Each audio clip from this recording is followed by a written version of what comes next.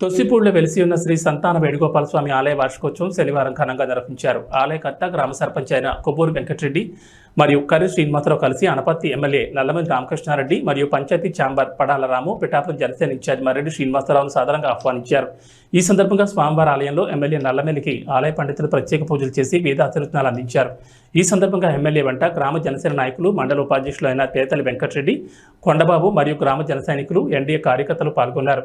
అనంతరం పెద్ద ఎత్తున శ్రీ సంతాన వేణుగోపాల స్వామి ఆలయ ప్రాంగణంలో భారీ అన్నదానం నిర్వహించారు. కొమరిపాలెం వాస్తవులు 50 రూపాయలు సమర్పించారు. బండారు శివగారు కొందలపక్క వాస్తవులు 50 రూపాయలు సమర్పించారు. ఒక భక్తురాలు 22 రూపాయలు సమర్పించారు.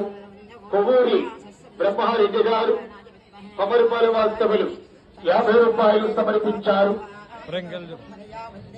అంగర